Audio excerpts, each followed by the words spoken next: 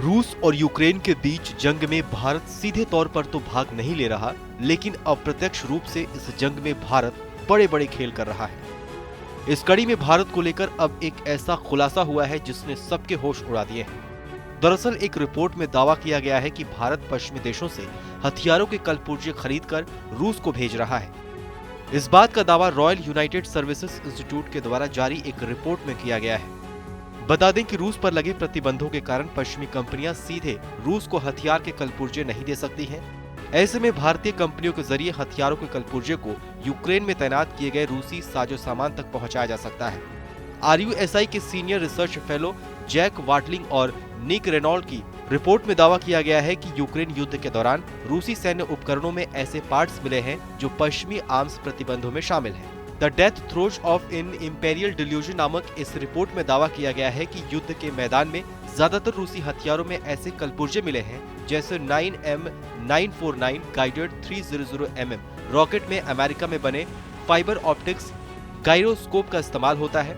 ऐसे में कुछ और रूसी हथियारों में विदेशी तकनीक का इस्तेमाल होता है। हालांकि रिपोर्ट में पुख्ता तौर पर किसी एक देश का नाम नहीं लिया गया है, बल्कि इस रिपोर्ट में चेक रिपब्लिक, सर्बिया, अर्मीनिया, कजाकिस्तान, तुर्की, भारत और चीन की कंपनियों को शक के घेरे में रखा गया है।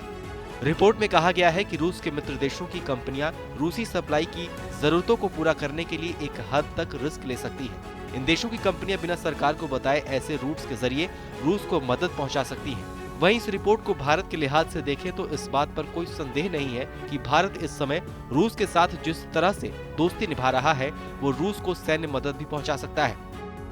विशेषज्ञ भी मानते हैं कि पश्चिमी देशों और रूस के बीच भारत ही एक ऐसी कड़ी है जिसके जरिए रूस तक ये मदद पहुंचाई जा सकती है, क्योंकि चीन पर भी अमेरिका और पश्चिमी देशों के कई प्रतिबंध हैं। हालांकि अब सवाल ये उठ रहे हैं कि इस खुलासे के बाद पश्चिमी देशों द्वारा भारत जैसे देशों को सप्लाई की जाने वाली वस्तुओं में कमी आएगी।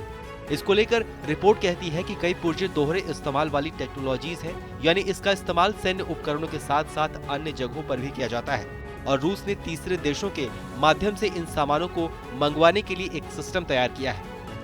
इसलिए रूस की इन पुर्जों तक पहुंच को रोकने का मतलब है भारत जैसे देशों को उन सामानों के निर्यात को रोकना जो कुछ मामलों में नागरिक उद्देश्यों के लिए इस्तेमाल किए जाते हैं।